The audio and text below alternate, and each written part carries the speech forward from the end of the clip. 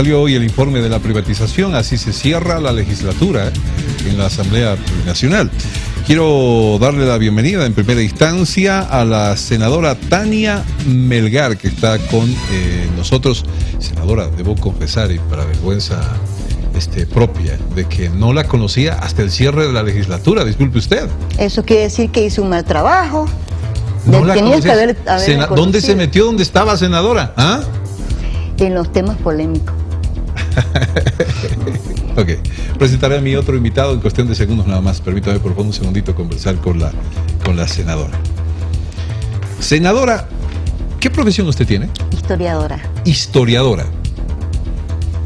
Una historiadora haciendo un informe de privatización. Eso fue por pura casualidad. A ver, cuénteme un poquito, por favor. A ver, yo supongo que la presidenta del Senado en ese momento, que fue Gabriela Montaño, se acordó de que tengo una larga experiencia en investigación, no necesariamente de este tipo, obviamente. En mi vida he trabajado 28, 29 años con pueblos indígenas. Ajá. Y entonces, un poco por ahí, por esa línea de temática, he hecho diversas investigaciones. Y como ella sabía que se requería alguien que pueda dirigir, monitorear una investigación, por eso pensó en nosotros dos, que éramos los que de alguna forma hemos estado dedicados a temas de investigación. Senadora, dotes de investigación, eso es lo que la han llevado a ser Creo que eso elegida. fue lo que la Gaby buscó, creo que sí. A ver, Sí. nos sorprendió el vicepresidente Álvaro García Linera hace algunos meses con una conferencia de prensa, dijo ya va a salir un informe sobre privatización, todo el mundo dijo, informe sobre privatización. Sí. ¿Cuánto tiempo se vino trabajando esto? ¿Un poquito más de un año o un año? ¿No? En junio del año pasado, del 2013, se conformó la comisión.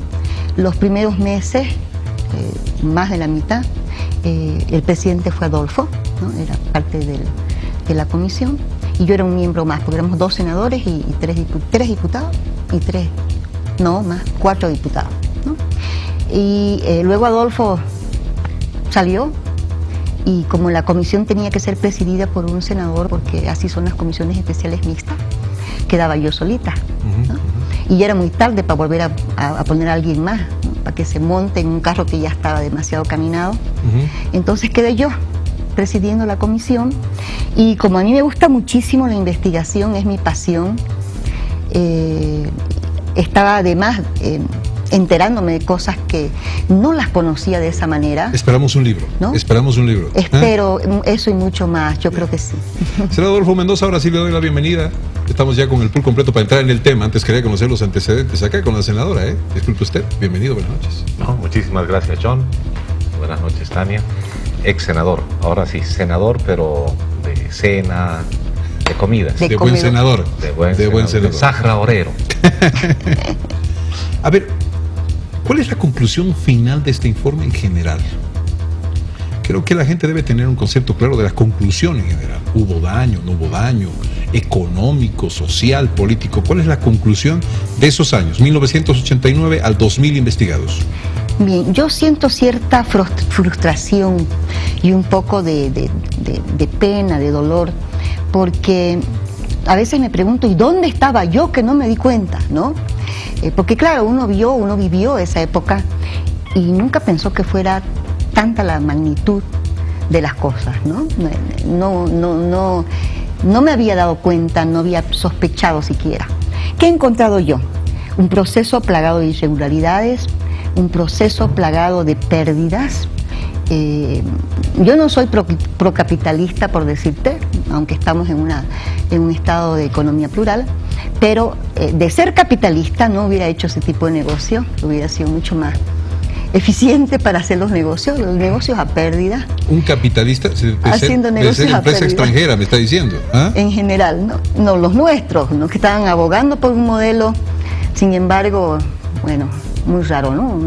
Ninguno de las ventas se hizo de manera rentable para el dueño, ¿no? Bolivia. Luego he visto un proceso colmado de, o sea, casi como, yo lo digo como un carnaval. vos sabés, soy camba, me gustan los carnavales, y eso es como un carnaval, porque era como un chiverío de corretear para hacer consultorías, a veces dobles consultorías, para redajar, de evaluar. Hemos leído actas, hemos leído memorias en las que, por ejemplo, el posible, el interesado decía, ¿y qué tal? ¿Y el nombre? ¿No? El nombre, por decirte, del app, de ENFE.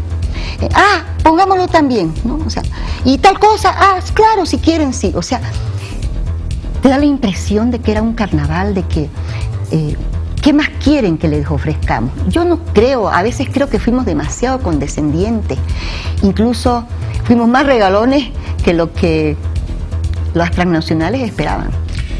Senador, ex senador, ciudadano. Noche. Ya la respuesta de quienes están en este informe mencionados dicen que este es un tema político, ¿no? Samuel Doria, Tuto Quiroga, curiosamente, ¿no? Los candidatos de la anterior elección, los que siguen haciendo política desde la oposición, y a ellos les toca. Parece un informe dirigido a defenestrarlos. En lo político ese es uno de los análisis, un informe político. Parece que estos señores, además de no entender bien lo que hicieron con el saqueo de nuestro país, no entienden el sentido de la política. La política es una forma de precautelar el interés común, el bien común, lo común que tenemos como bolivianas y bolivianos, nuestro patrimonio. Y por supuesto que desde esa perspectiva, la decisión ciudadana y de las autoridades de reivindicar la política, reivindicar lo común. Otra cosa es la politiquería.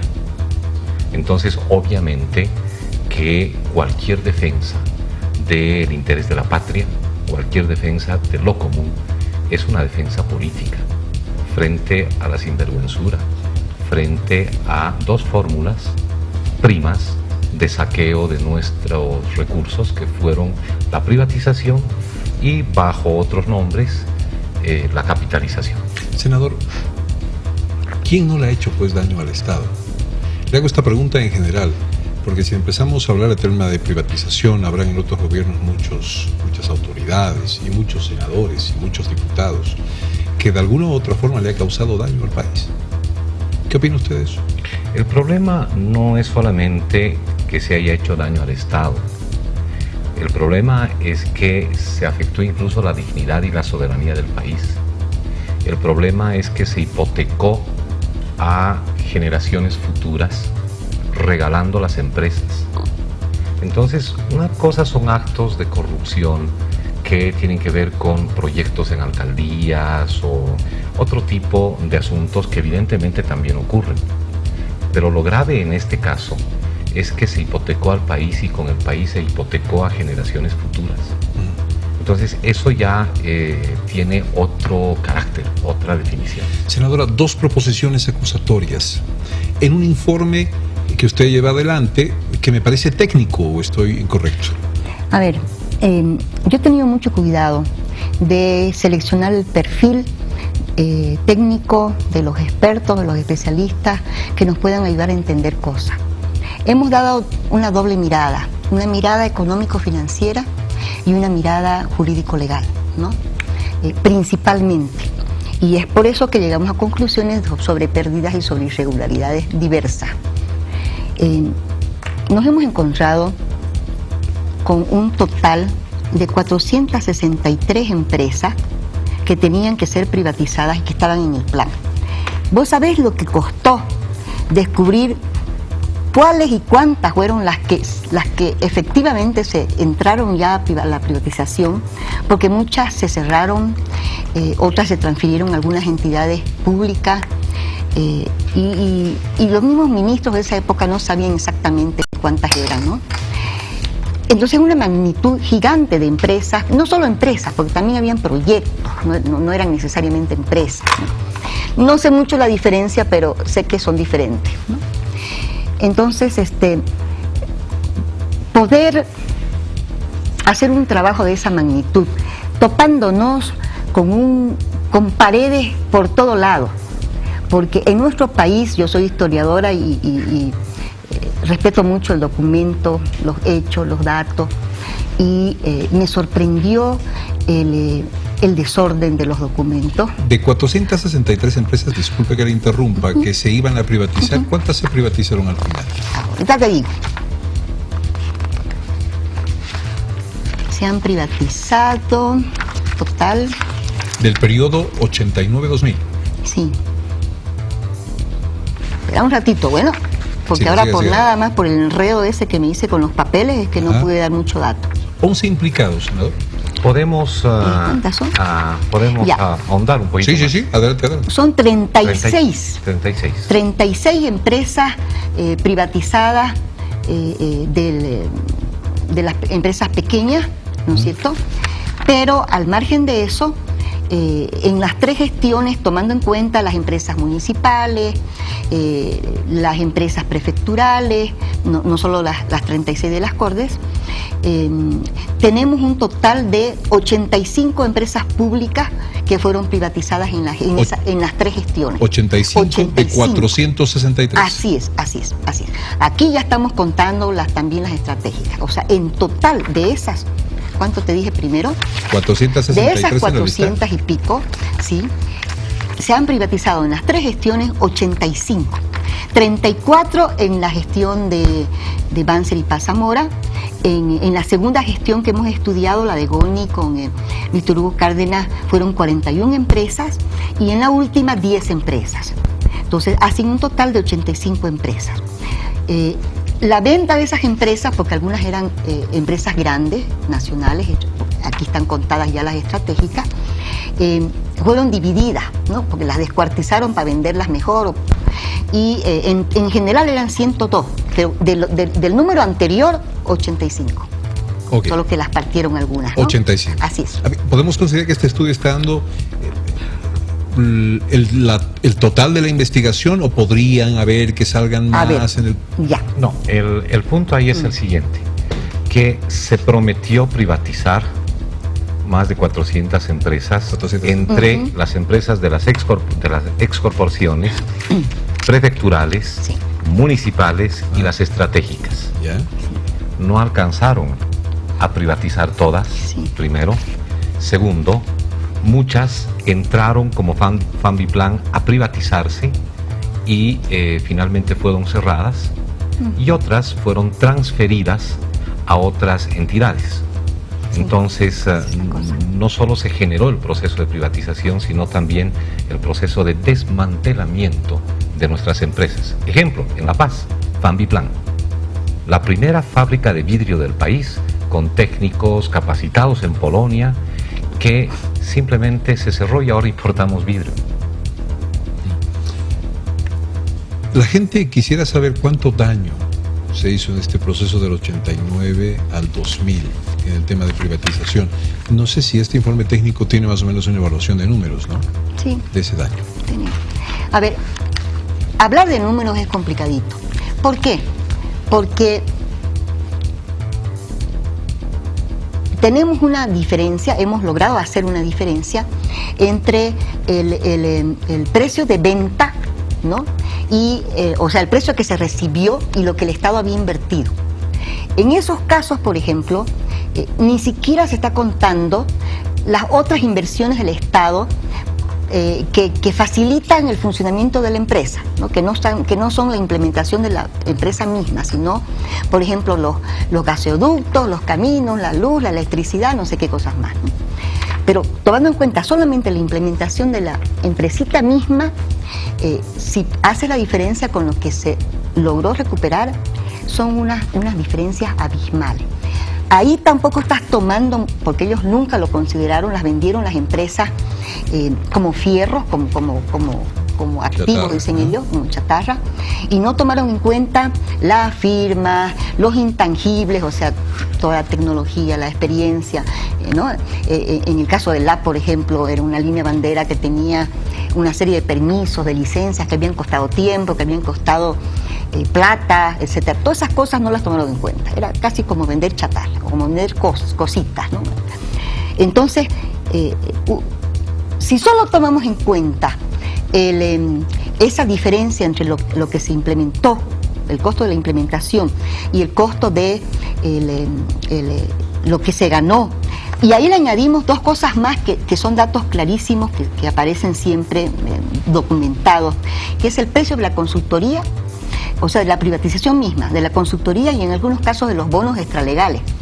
Porque para poder resolver los problemas sociales también pagaban bonos extralegales. A ver, entendamos privatización como consultoría, como implementación, sí, como ganancia y como bonos. Así varias cosas. Así es. Nada más para ir por partes. Sí. Aquí tengo un cuadrito.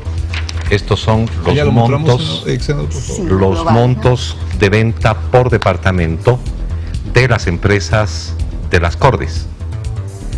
En total, de las 36 vendidas de las Cordes, se recaudó $92 millones. Se perdieron solo en estas empresas 192 millones. Con esa diferencia. ¿Por qué? Porque el Estado había invertido 284 millones de dólares solo en estas empresas de las excorporaciones de desarrollo. Solo en ese caso se perdió ya 192 millones. Pero además, juntamos la información respecto de cuánto se pagó a las consultoras extranjeras y locales. 2.3 millones de dólares entre la capitalización y la privatización. Solamente para el caso de la privatización, el país se prestó 444 millones de dólares para pagar consultores y para hacer los estudios que le pongan precio a las empresas de las excorporaciones.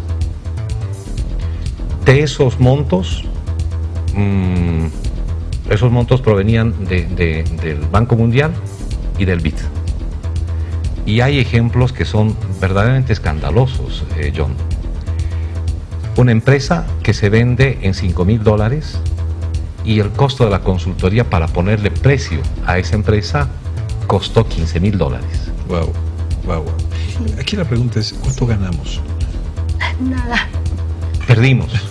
Nada. Perdimos porque además subió nuestra deuda externa, no solamente por este concepto de créditos para ordenar la privatización, sino que después tuvimos que hacernos otros créditos también y además perdimos las utilidades. Si nosotros calculamos el ingreso que tenían nuestras empresas y luego calculamos los beneficios, las utilidades que las transnacionales tuvieron con las empresas estratégicas, la diferencia es horrorosa. Más o menos hemos podido establecer, y esto obviamente da para una investigación mucho más profunda, que nuestro país recibió 1.000 millones en total y pudiendo haber recibido por beneficios, si es que se conservaba como parte del Estado, 7.000 millones, que es lo que ganaron las empresas transnacionales con yacimientos, con Entel, con energía eléctrica. Entonces, esto todavía es pertinente para evaluar. Okay. Por eso, ¿cuánto se llevaron las empresas extranjeras? Exacto, por eso la Asamblea, a partir de la decisión de la Comisión, a la cabeza de nuestra senadora, ha determinado que debe continuar la investigación. Ok, sí que es una de las conclusiones. Además, ¿son como 10, 20 empresas investigadas? Nosotros hemos investigado 9 de las pequeñas y medianas que pertenecían a los departamentos o municipios. 9, sacamos 9 casos de esas, ¿no? Una por departamento, ¿no? Y todita las estratégicas. En el caso de las 9 de los departamentos, una es municipal, la de aguas de Cochabamba. Okay. Antes de irme a la pausa, porque esto va a seguir el análisis. ¿Quiénes han formado parte de esta comisión investigadora? ¿Los de la oposición tuvieron participación? No. ¿Por qué? No. Hicieron una nota que nosotros la conocimos después, ¿no? Porque llegó a la presidencia de la Asamblea Legislativa, en la que prohibían informaban que habían prohibido o desautorizado a los miembros de su bancada a participar en esta comisión, ¿no? Ellos dicen de que es hoy día opinaron sobre ese tema en el debate, y lo que ellos dicen es que desde un principio ellos consideraron que este era un tema político, una investigación política, y por tanto que lo que se quería era encarcelar a sus dirigentes de ellos, y que por eso no iban a ingresar. Yeah. Hablaremos de proposiciones acusatorias y por qué de 11 implicados no más. No sé si es correcta esa percepción. Sí. 11 directo. A ver, vamos a la pausa, por favor. Nuestros invitados, el ex senador Adolfo Mendoza, la senadora Tania Vergara, presidenta de la Comisión de Investigación, están hablando de este informe de privatización esta noche. ¿Con qué material se contó para esta investigación? ¿Estaba bien resguardado el material de los ministerios? ¿Cómo los encontraron? Cuéntenos un poco, senador. Primero tuvimos que hacer un barrido de absolutamente toda la información hemerográfica. Ajá. Para darnos un poco cuenta de algunos elementos que nos iban a conducir a las fuentes originales y las fuentes principales. En la revisión hemerográfica se tuvo una documentación que alcanza aproximadamente a 100.000 documentos hemerográficos. 100.000 documentos hemerográficos. Y de allí nos dedicamos a ubicar la información en la fuente. En muchos casos eran ministerios, en otros casos es Fundempresa, en otros casos es el Banco Central, en otros casos incluso documentación privada. Fueron algunos ex trabajadores que nos proporcionaron alguna documentación, fueron algunos ex síndicos que también proporcionaron información. La información estaba en unos casos muy bien precautelada y en otros se desconocía. Es decir, que además hemos podido constatar que la documentación original del proceso de privatización se extravió, se escondió y finalmente no se sabe dónde está. Entonces hemos tenido que hacer pesquisa tras pesquisa y luego entrar a bóvedas, a lugares que estaban húmedos, amarrados con pitita, Sí. de las anteriores gestiones. Eso le encanta a usted como investigadora, historiadora, le fascina. Pero me historia. duele ver los papeles los documentos tan maltratados, tan poco protegidos. 2 proposiciones acusatorias, 11 implicados. 11 nomás. ¿Por qué cabezas? No, para nada, para nada. Si ustedes, y espero que sea muy pronto, acceden a cada uno de estos estudios, ¿no? Van a identificar, van a ver, porque hemos visibilizado montones de hechos delictivos, montones. Ahora, de ahí a poder decir, este es el tipo de delito, y según la norma no sé qué, prescribe, no prescribe, etcétera, etcétera, es un cuento largo y complicado y frustrante, ¿no? Después de haber hecho todo ese ejercicio de visibilizar, y es por eso que en la resolución que hemos planteado a la Asamblea y que se aprobó, le decimos vamos a enviar todo este material para que las instituciones, las autoridades correspondientes vean, ¿no? Optamos por entrar por los casos que estaban más fundamentados, ¿no? Mejores, que encontramos mayor información. Yo te digo, hay montones que se pueden hacer, pero faltan algo falta, ¿no? Sí. Optaron por los casos por mayor información. Sí, más porque ella puede venir y decir que escogieron casos como para perjudicar al opositor, digamos. No, el opositor está en toditos los casos. En todito. Y hay unos más interesantes, porque son más bochornosos, ¿no? Más bochornosos, más escandalosos. Pero o prescribe, o los delitos no sé cuánto, o faltaría una auditoría, o se perdió un papel, ¿no? Por eso estamos pidiendo que se profundice la investigación. Ahora, este no es un tema pasado, Inicialmente se pensaba que todo este trabajo era para conocer, recuperar nuestra memoria, no hacer lo que se hizo mal, no volverlo a hacer, no permitir de nuevo, etcétera. Un poco en ese sentido iba la cosa. Pero luego te vas dando cuenta que muchas de estas cosas, de estas estructuras, de estos problemas, son aún actuales. Son aún actuales. Y algunas estructuras están totalmente en funcionamiento, como una, yo lo describí hoy día, que era como una película de ciencia ficción, donde tú tienes ahí toda una estructura por debajo subterránea y por encima es virtual, ¿no?